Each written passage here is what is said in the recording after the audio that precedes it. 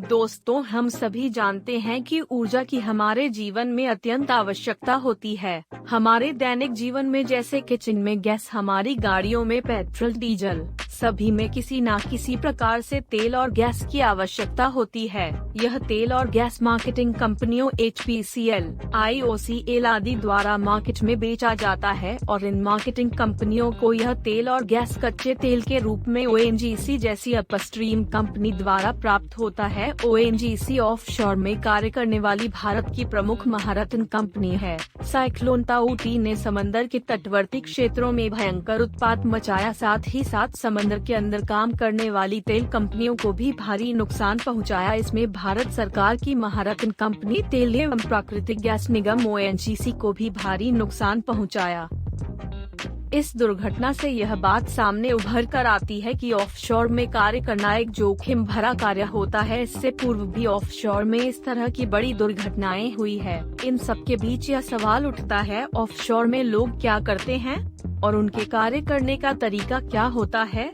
दुनिया भर के ऑफशोर में तेल के कुएं से तेल निकालने का कार्य होता है। इसको समझना तकनीकी रूप से थोड़ा मुश्किल है। सबसे पहले यह कि तेल के कुएं समंदर में उपस्थित स्ट्रक्चर होते हैं जिन्हें हम अनमैन्ड प्लेटफॉर्म कहते हैं। यह अनमैन्ड प्लेटफॉर्म प्रोसेस प्लेटफॉर्म से कनेक्ट होते हैं। अनमैन्ड प्लेटफॉर्म पर उपस्थित तेल के कुओं को ड्रिल करने का कार्य ऑयल रिग करती है। इसके साथ ही समंदर में ऑफशोर सप्लाई वेसल और रेजिडेंशियल बार्ज होते हैं। इन सभी प्लेटफॉर्म ऑयल रिग और सप्लाई वेसल व रेजिडेंशियल बार्ज पर लोग किस प्रकार कार्य करते हैं और उनकी कार्य करने का क्या तरीका है।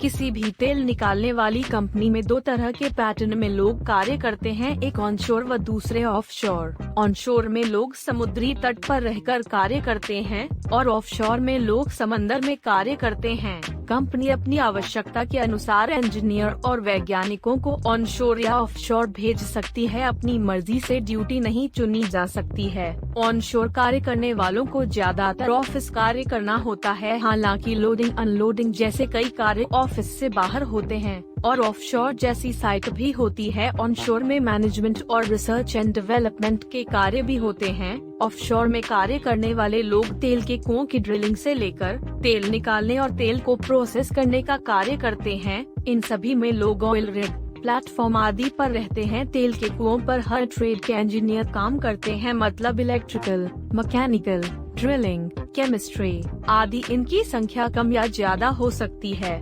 मिसाल के तौर पर कंप्यूटर IT इंजीनियर कम होते हैं। मैकेनिकल और ड्रिलिंग से जुड़े लोगों की संख्या अधिक होती है।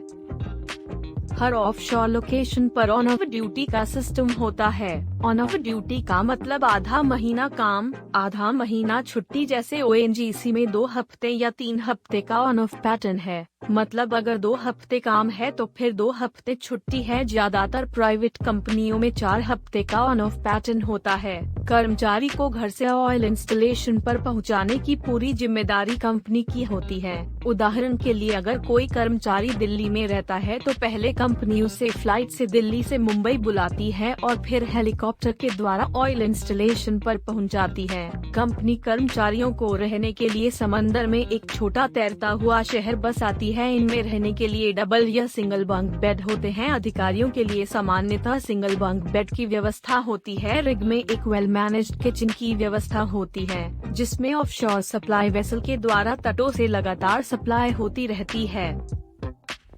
इसके अलावा कर्मचारियों की मनोरंजन के लिए भी व्यवस्था होती है, जिसमें table tennis, chess, carrom board आदि गेम होते हैं। कपड़े धोने के लिए प्रॉपर लॉन्ड्री होती है। इंस्टॉलेशन में जिम भी होता है।